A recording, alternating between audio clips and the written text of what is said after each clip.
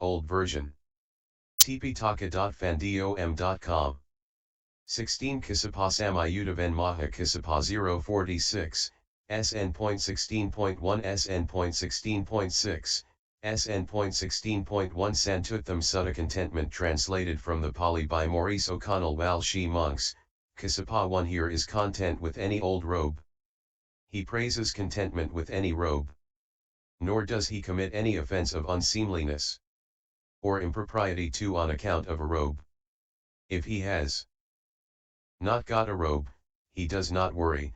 If he has got a robe, he enjoys the use of it without clinging or foolish attachment, not committing any offense, aware of the danger and wisely avoiding it.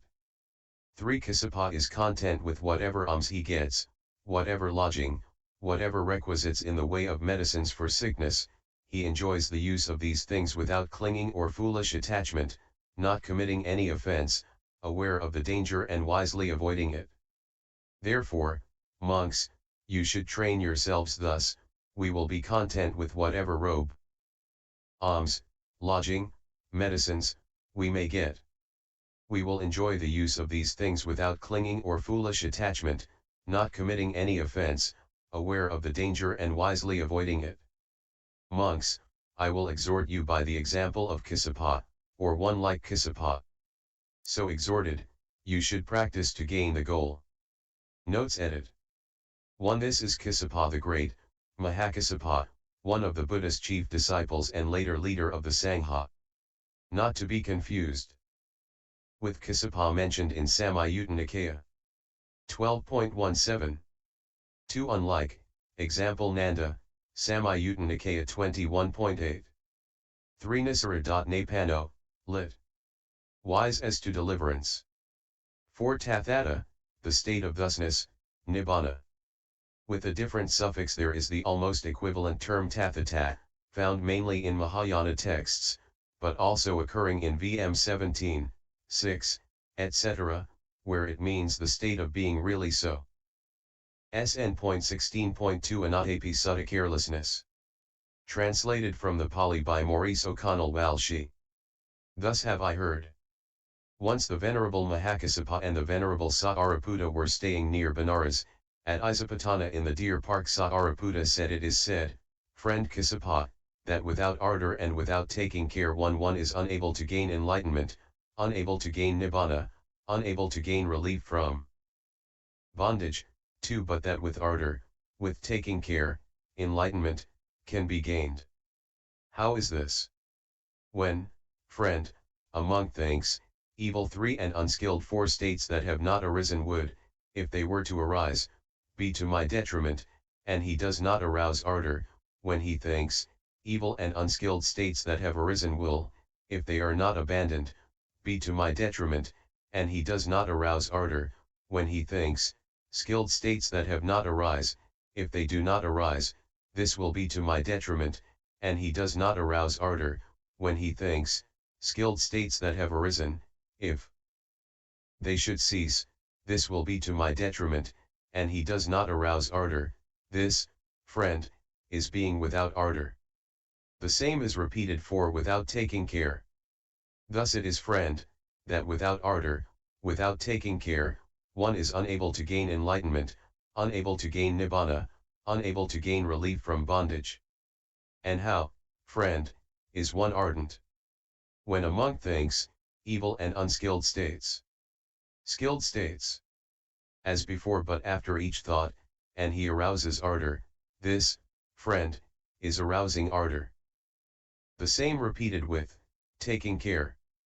Thus it is, friend, that by arousing ardor and taking care one is able to gain enlightenment, to gain nibbana, to gain relief from bondage. Notes. 1. Anatapi, without moral dread, adapa. Adapa is fear of wrongdoing, and its consequences.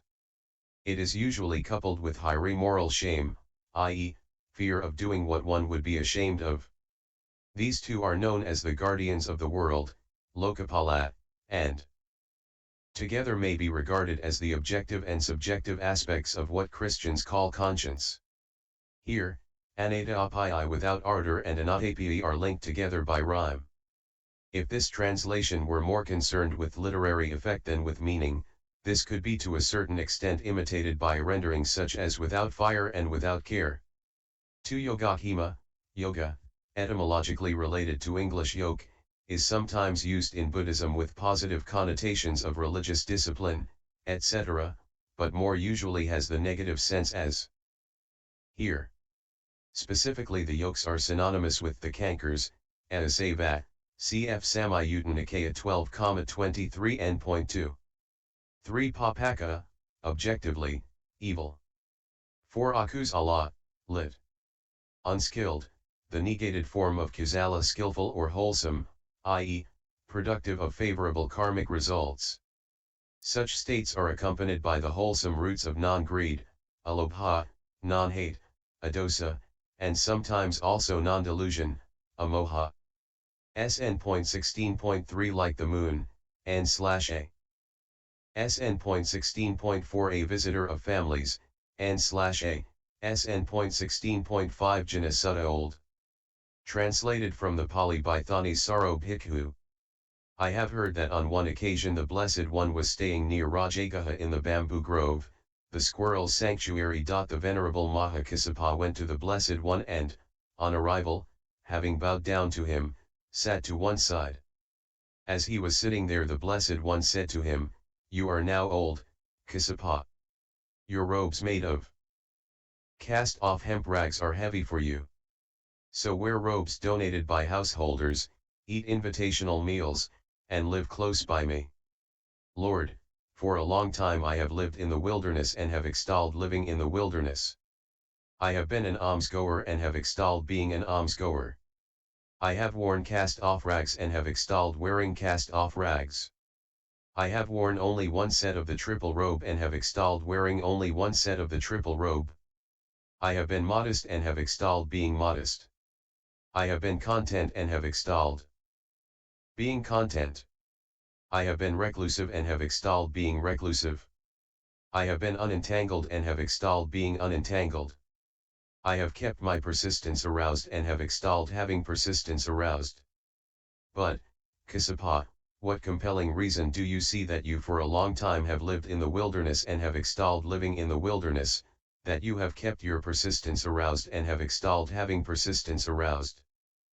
Lord, I see two compelling reasons that for a long time I have lived in the wilderness and have extolled living in the wilderness, that I have kept my persistence aroused and have extolled having persistence aroused, seeing a pleasant abiding for myself in the here and now, and feeling sympathy for later generations. Perhaps later generations will take it as an example.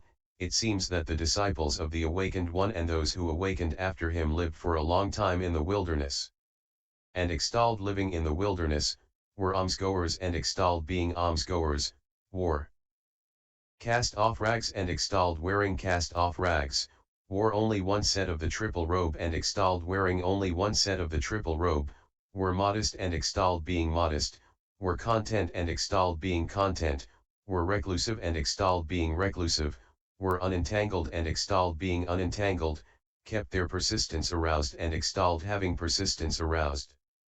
Good, Kassapa. Very good.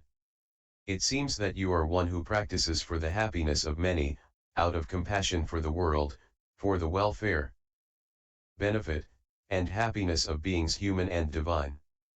So continue wearing your robes of cast-off hemp cloth, go for alms, and live in the wilderness. SN.16.6 Exhortation, 1, n/a. And SN